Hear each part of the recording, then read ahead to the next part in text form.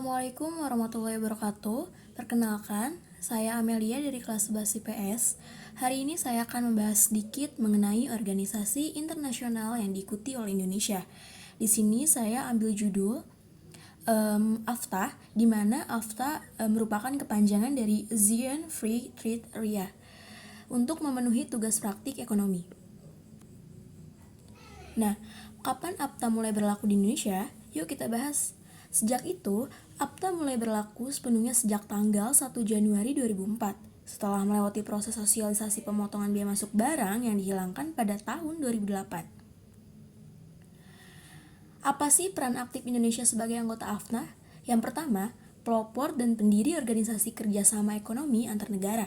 Yang kedua, anggota aktif berbagai organisasi kerjasama ekonomi antar negara. Yang ketiga, satu-satunya negara ASEAN G20. AFTA juga memiliki dampak positif dan dampak negatif. Dampak positif AFTA bagi Indonesia adalah yang pertama, menjadi peluang bagi para pengusaha kecil dan menengah untuk melakukan ekspor barang produksinya, sehingga mampu membuka peluang mereka untuk mendapatkan pasar luar negeri. Yang kedua, memberikan peluang Indonesia dalam kegiatan ekspor. Yang ketiga, membuat Indonesia untuk lebih bisa menghasilkan komoditas yang kompetitif di pasar ASEAN.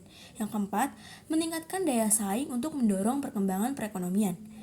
Dampak negatif AFTA bagi Indonesia selain memberikan pengaruh positif, AFTA juga memberikan pengaruh negatif bagi perekonomian Indonesia.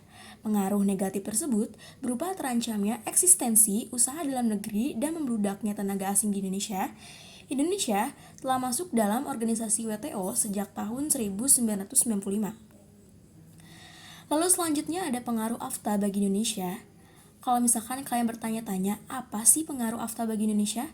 Bagi Indonesia, kerja sama AFTA merupakan peluang yang sangat terbuka untuk kegiatan ekspor komoditas pertanian yang selama ini menjadi komoditas terbesar yang dihasilkan Indonesia dan dapat bersaing secara kompetitif pada pasar regional. Akan tetapi, ada beberapa komoditas yang secara umum dapat dan siap berkompetisi di pasar regional, seperti minyak kelapa sawit, tekstil, alat-alat listrik, gas alam, dan garmen. Garmen itu adalah pakaian jadi ya guys. Demikian itu saja yang dapat saya sampaikan. Kurang lebihnya mohon maaf. Wassalamualaikum warahmatullahi wabarakatuh.